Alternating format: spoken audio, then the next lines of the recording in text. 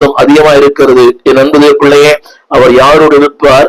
அவருடைய பிள்ளைகளோடு கூட இருப்பார். அடுத்த வார்த்தை சொல்லப்பட்டிருக்கிறது, வெளிப்படுத்தல் 21:22. அந்த வசனத்திலே, என்ன சொன்ன வசனத்திலே, அவர்களும் அவருடைய ஜனங்களாயிருப்பார்கள், தேவன்தாமே அவர்களோடு கூட இருந்து அவருடைய தேவனாயிருப்பார். இங்கே சொல்லப்பட்ட வார்த்தை காட்ஸ் பீப்புள். அங்கே சொல்லப்பட்ட வார்த்தை அவர்களும் அவருடைய ஜனங்களாயிருப்பார்கள். ஒரு சிறிய கேள்வி, இந்த பூமியிலே நீங்கள் யாருடைய ஜனமா இருக்கிறீர்கள்?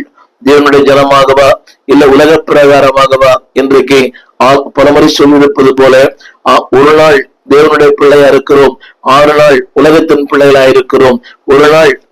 ஒரு நாள் தேவனுடைய ஆலயத்துல, மற்ற 6 நாள் முழுக்க முழுக்க உலகத்திலும் உலக இன்பங்களிலும். என்னை கேட்டுக்கொண்டிருக்கிற அன்புடைய பிள்ளைய, அவர்களும் அவருடைய ஜனங்களா இருப்பார்கள். அந்த வார்த்தையை இங்கே நான் கோடிட்டு காட்ட விரும்புகிறேன். அவர்களும் அவருடைய ஜனங்களா இருப்பார்கள். எத்தனை பெரிய மேன்மை! அவருடைய ஜனங்கள் என்று சொல்லப்படுவது ஒரு பாக்கியமானது, மேன்மையானது, உயரமானது, உன்னதமானது. அடுத்த வார்த்தை, தேவன்தாமே அவரோடு கூட இருந்து அவருடைய தேவனாயிருப்பார். இதை சற்று சிந்திக்க அன்பா கேட்கிறேன். தேவன்தாமே அவரோடு கூட இருந்து அவருடைய தேவனாயிருப்பார். எத்தனை பெரிய வார்த்தை! அடுத்த நீங்கள் துதிப்பதற்கான அடுத்த ஒரு காரணம் என்னவென்றால், அடுத்த வார்த்தை வெளிப்படுத்தல் 21:22. அந்த வசனம் சொல்லுகிறது, வெளிப்படுத்தல் 21:22, 22:4. இந்த வசனம் சொல்லுகிறது, அவருடைய ஊழியக்காரர்கள் அவரை சேவித்து அவருடைய சமூகத்தை தரிசிப்பார்கள், அவருடைய நாமம் அவருடைய நெற்றியிலே இருக்கும். இங்க நான் சொல்ல விரும்புகிற வார்த்தை என்னவென்றால், அன்புடைய பிள்ளையே, தேவன் அவரோடு கூட இருக்கிறார்.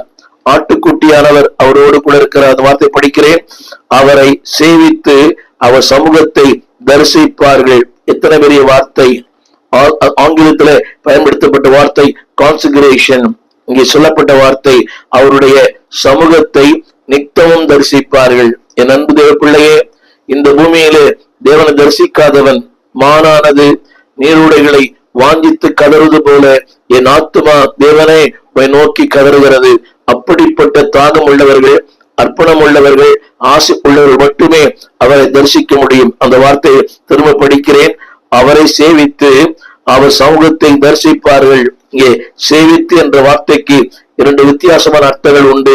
ஒன்று ஆராதிப்பது, இன்னொன்று ஊழியம் செய்வது. கேட்டுக்கொண்டிருக்கிற அன்பு தேவ பிள்ளையே, உன் வாழ்க்கை எப்படி, உன் ஆராதனை எப்படி? ஆண்டவருக்கு என்று இந்த பூமியிலே ஏதாவது ஊழியத்தை செய்கிறாயா? சிறிய ஊழியமோ பெரிய ஊழியமோ